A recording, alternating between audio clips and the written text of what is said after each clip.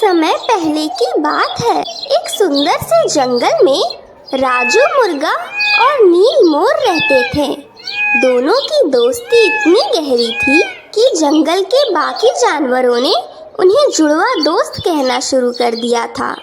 लेकिन इस दोस्ती को समय समय पर कई कठिनाइयों और रोमांचों से गुजरना पड़ा। ये कहानी है एक मुर्गे और एक मोर की, जो अलग अलग स्वभाव परंतु समान दिल से बंधे थे।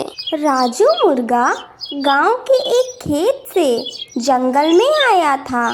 वो इंसानों से तंग आ गया था। एक दिन वो नदी के पास टहल रहा था। तभी वहां एक आकर्षक नीला मोर नृत्य करते हुए आता है। तुम यहाँ नए लगते हो। कौन हो तुम और कहाँ से आए हो? हाँ, मेरा नाम राजू है। मैं गांव से भाग कर आया हूँ। क्या भाग कर? पर ऐसा क्यों? क्या तुमने वहाँ कुछ गलत किया था? नहीं नहीं, ऐसा नहीं है। मैंने कुछ गलत नहीं किया। लेकिन जो गांव के लोग होते हैं वो मुर्गों को पकाकर खाते हैं। मेरे आधे रिश्तेदार तो ऐसे ही मर गए, इसीलिए मैं वहाँ से भाग आया। हाँ, ये तो मैंने भी सुना है कि गांव के लोग बहुत क्रूर होते हैं। ठीक हुआ तुम यहाँ आ गए। मेरा नाम नील है। अच्छा नील, बताओ इस जंगल का माहौल कैसा है? क्या यहाँ लोग मुझसे दोस्ती करेंगे? राजू, अगर तुम्हारा दिल सच्चा है तो लोग तुमसे ज़रूर दोस्ती करेंगे और इसकी शुरुआत मैं करता हूँ। क्या तुम मेरे दोस्त बनोगे राजू? हाँ बिल्कुल, मैं तुम्हारा दोस्त ज़रूर बनूंगा। यहीं से दोनों की दोस्ती शुरू हो जाती है। हर सुबह नील अपने पंख फैलाकर नृत्य करता और राजू अपने मधुर बांग से सबको जगाता था। जंगल में दिन की शुरुआत उनके साथ ही होती थी।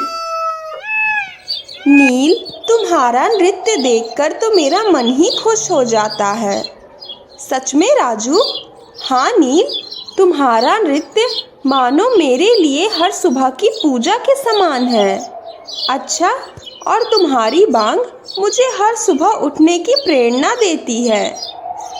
एक दिन जब दोनों जंगल की सैर कर रहे थे तो उन्हें पुराने बरगद के नीचे एक गिरी हुई पुरानी नक्शे जैसी चीज मिली।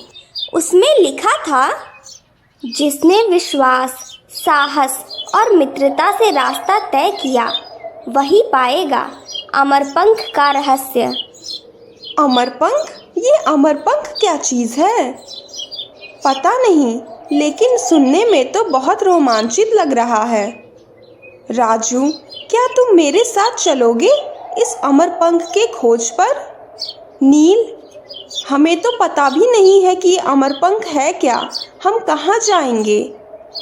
अरे, इस कागज में देखो, नक्शा बना हुआ है। हम इस नक्शे पर चलते हैं। लेकिन इसमें बहुत खतरा होगा। पर क्या तुम्हारा मन सच में कर रहा है अमरपंख का रहस्य जानने का? हाँ, ठीक है, तो फिर मैं तुम्हारे साथ चलूँगा।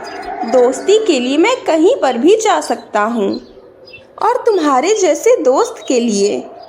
दोनों ने अपने पंखों और पंजों से लंबी यात्रा शुरू की। पहाड़ों को पार किया, नदियों को तैरा और गहरी घाटियों से गुजरे। हर जगह उन्हें कोई न कोई चुनौती मिलती गई। पहाड़ों पर एक दिन बर्फीला तूफान आया। मुझे लगता है मैं अब नहीं चल पाऊंगा नील। लगता है अब ये सफर तुम्हें अकेले ही तय करना पड़ेगा।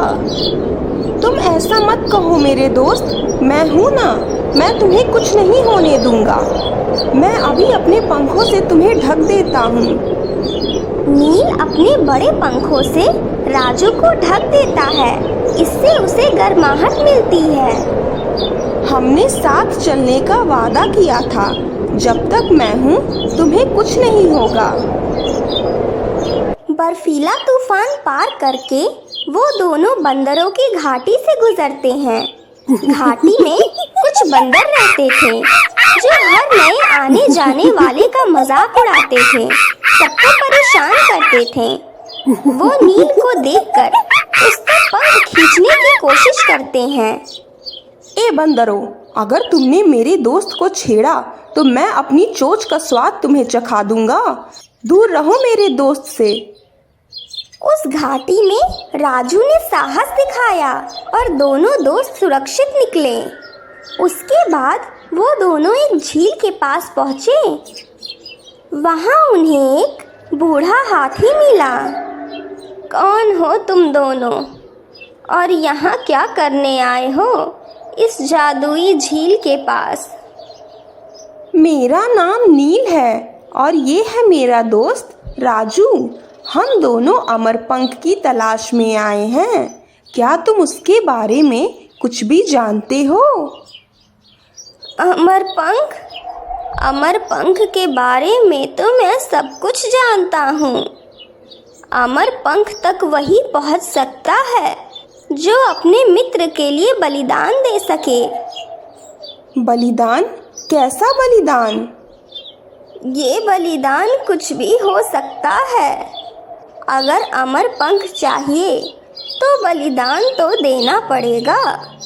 बताओ, तैयार हो तुम दोनों या यहीं से लौट जाओगे अपने घर को वापस?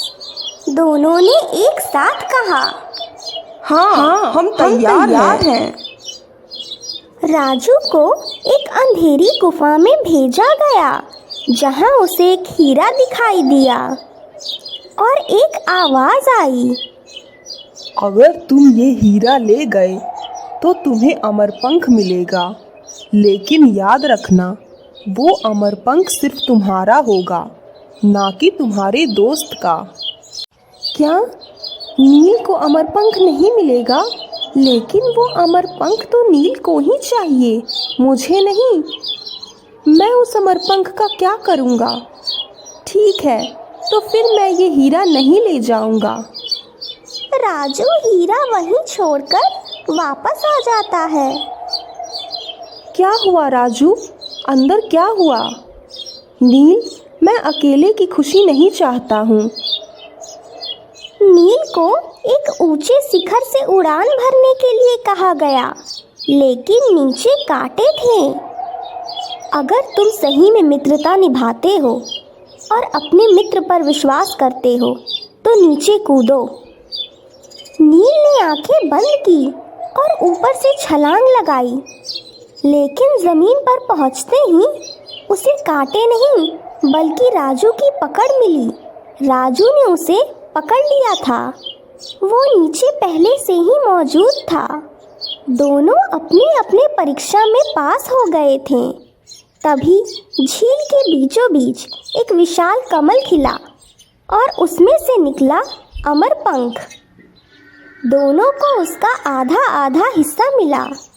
तभी हाथी ने कहा, तुम दोनों ने मित्रता, बलिदान और साहस की सबसे बड़ी परीक्षा पास की है। ये अमरपंख अब तुम्हारा हुआ।